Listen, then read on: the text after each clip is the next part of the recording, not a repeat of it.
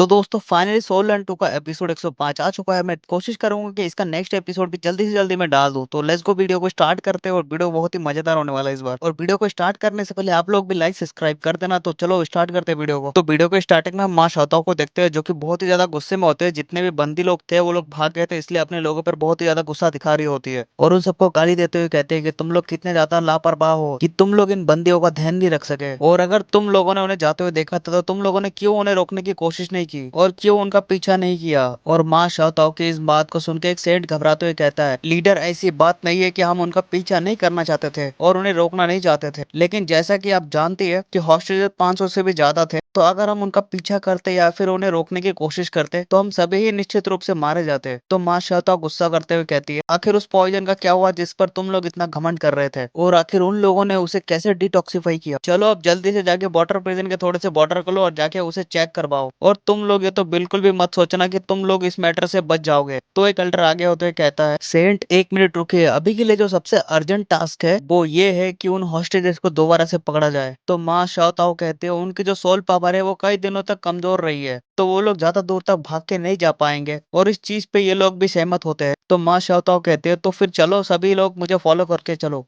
जिसके दूसरी साइड हम कई सारे एपिसोड मास्टर्स को देखते हैं जहां पर एक बंदा चिल्लाते हुए कहता है, ऐसा बिल्कुल भी नहीं हो सकता है, अभी तो सिर्फ 15 मिनट भी पूरे नहीं हुए हैं, तो आखिर वो इतने जल्दी कैसे बच के जा सकते हैं। तभी इनमें से एक कहता है कि ब्रदर, मैंने सच में इस चीज को बिल्कुल भी एक्सपेक्ट नहीं किया था कि वो श्रेक के लोग असल में अपने साथ लेवल 8 के फ्लाइंग सोल टूल को भी लेके आएंगे। तो ये जो बंदा होता है ये कहता है श्रेक कॉलेज को हल्के में नहीं लिया जा सकता है और उनके सोल टूल का जो लेवल है उसकी तुलना सनमून एम्पायर के सोल टूल से किया जा सकता है। तो इनमें से एक एल्डर कहता है, सेंट तो हमें क्या करना चाहिए। तो माँ शाओताओ कहते हैं, क्या करना है वो तुम खुद ही इस चीज को लीडर को एक्सप्लेन कर सकते हो। लेकिन तभी कोई चिल्लाते हुए कहता है, तुम में से किसी को भी मूव करने की इजाजत नहीं है। और ये जो लोग होते हैं ये एक इबेसोल मास्टर का ग्रुप होता है। तो एक एल्डर अपना बैच दिखाते हुए कहता है, फालतू का ड्रामा मत करो, हम लोग सेम साइड के ही है। तो ये बंदा कहता है, जो कोई भी सेम साइड में है उसे पक्का सबसे पहले अरेस्ट करना है। और इस बात को सुनते ही माँ शाओताओ हैरान होते हुए कहती है, क्या तुम लोग मुझे पकड़ना चाहते हो। तो इनमें से एक मास्टर कहता है, मूव मत करना। तो इस वजह से माँ शाओताओ को बहुत ही ज्यादा गुस्सा आ जाता है और ये काफी ज्यादा पावर को रिलीज करते हुए कहती है, मेरे रास्ते से हट जाओ। जिस वजह से इन सभी को काफी ज्यादा दिक्कत होने लगता है। लेकिन तभी कोई और चिल्लाते हुए कहता है, रुक जाओ, बंद करो ये सब। तो माँ शाओताओ भी शांत हो जाती है। और तभी यहाँ पर एक और लेडी आते हुए कहते हैं, कमांडर बान, क्या आप हमें यहाँ पे पकड़ने के लिए आए हैं, क्योंकि यहाँ पे तो सभी होली स्पिरिट कल्ट के लोग हैं और ये जो सेंट है ये हमारे होली स्पिरिट कल्ट की ही है। तो अगर आप लोगों ने तुरंत ही उस हॉस्टेजेस को पीछा करके नहीं पकड़ा तो आखिर इस चीज की जिम्मेदारी कौन लेगा। और इस तरह से सनमून एम्पायर के सोल्जर्स और होली स्पिरिट कल्ट के लोग एक दूसरे के आमने सामने होते हैं। और इस सिचुएशन को देख के माँ शाओताओ सोचती है, देख के ऐसा लगता है ये स्मूथली नहीं होगा, क्योंकि सबसे पहले तो मैं युवाओं के लिए समय निकालना चाहती थी। और तभी इनमें से एक एबी सोल मास्टर कहता है, उनका पीछा करो, क्योंकि सनमून एम्पायर के अंदर हमारे पास सबसे फास्टेस्ट फ्लाइंग सोल टूल्स है, तो ऐसा तो हो ही नहीं सकता कि वो लोग ज्यादा दूर जा सके। और यहाँ पे बस 100 लोगों को छोड़ो जो कि सिटी को गार्ड करेंगे,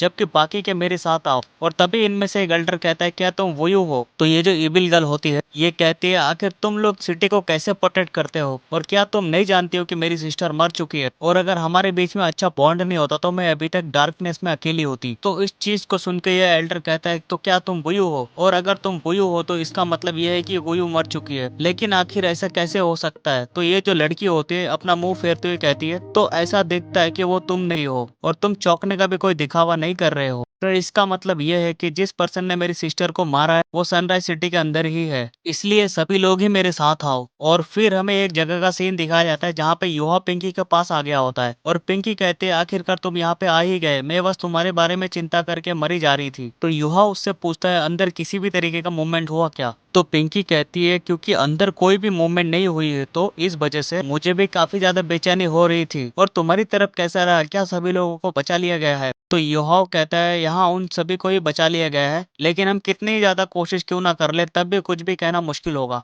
और मैं बस उम्मीद करता हूँ कि ज्यादा से ज्यादा लोग यहाँ से बाहर निकल सके। तो योहाव कहता है कि तो फिर चलो अंदर चलते हैं, और ये दोनों अंदर आते ही दोनों गार्ड्स को पलक झपकते ही मार गिराते हैं। और पिंकी पूछते हैं, योहाव मेरी मदर कहाँ है, क्योंकि मुझे तो और कोई एंट्रेंस नहीं दिख रहा है। जिस पर योहाव कोई भी जवाब नहीं देता है। तो पिंकी गुस्से में कहते हो, क्या तुम मुझसे झूठ कह रहे थे। तो यह तुरंत ही घबराते हुए इसे शांत करते हुए कहता है, नहीं नहीं, मैं बिल्कुल भी झूठ नहीं बोल रहा था। तुम्हारी मदर नीचे की तरफ है, इसलिए तुम वहां पर जाकर उसे बचाओ और मैं बाहर तुम्हारे लिए इंतजार करूंगा। जबकि पिंकी युवाओं के ऊपर काफी ज्यादा गुस्सा हो रखी होती है और तभी यहाँ पे एक तहखाने का ढक्कन लगा होता है जिसको हटा के पिंकी तुरंत ही अंदर आ जाती है और ये यहाँ पे अपनी मदर को पाती है जो कि आराम से बैठी होती है और इसे यहाँ पे देख के इसकी मदर पूछती है, आखिर तुम यहाँ पे क्यों आ गई, जल्दी से यहाँ से चली जाओ। अगर वो बंदा वापस से लौट के आ गया तो तुम्हारे लिए काफी बड़ी मुसीबत खड़ी हो जाएगी। तो पिंकी रोती हुई कहती है, मॉम आखिर आप ऐसा क्यों कर रही है? मैं जानती हूँ कि आपने पक्का काफी कुछ सफर किया होगा और मैं मानती हूँ कि आपको बचाने के लिए मैंने काफी ज्यादा लेट कर दिया है। तो इसकी मॉम कहती है, बेवकूफ लड़की, जैसा तुम सोच रही हो वैसा बिल्कुल भी नहीं है। मतलब कि मॉम एकदम ही ठीक है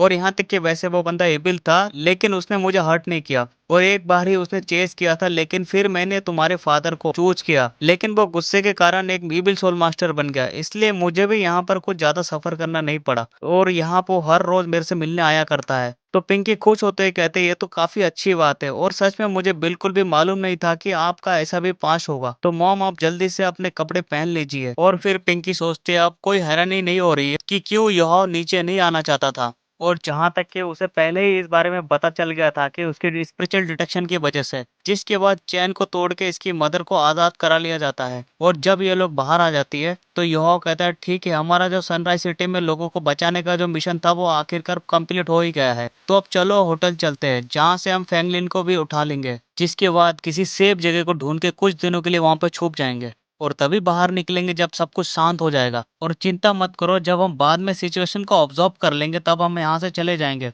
तो पिंकी कहती है, मुझे सच में अभी भी समझ में नहीं आ रहा है कि क्यों हम उस बंदे को बचाने जा रहे हैं और मैंने ब्रदर साची से सुना था कि असल में वो बंदा एक निकम्मा है और उसने कितनी सारी गलत चीजें की है तो वो ये चीज डिजर्व करता है। तो यह कहता है, इतनी भी घमंडी मत बनो, वो अभी अपनी काफी बुरी कंडीशन में है। तो पिंकी भी इसके आगे हार मानते हुए कहती है, ठीक है, जो तुम्हें करना है वो करो। लेकिन तभी अचानक से युवा की जो आई ऑफ डेस्टिनी होती है वो रिएक्ट करने लगता है, जिसे देखकर और महसूस करके युवा भी काफी ज्यादा हैरान होता है और इस चीज को देख के पिंकी भी पूछते हैं, क्या हो गया, क्या सब कुछ ठीक है? तो युवा कहता है, चलो चल के होटल में जाके देखते हैं कि क्या फैंगलिन अभी भी वहीं पे है और पहले मैं जाकर चेक करूंगा। और जब ये लोग उस होटल पर आ जाते हैं तो हम इनके सामने फैंगलिन को पड़े हुए देखते हैं। तो इसे घोड़े बेचते सोते हुए देख के पिंकी कहती है, ये तो काफी बढ़िया बात है ना, क्योंकि देख के ऐसा लगता है कि वो लोग अभी तक इस जगह को ढूंढ नहीं पाए हैं, तो हम तो वाकई में काफी ज्यादा लकी है।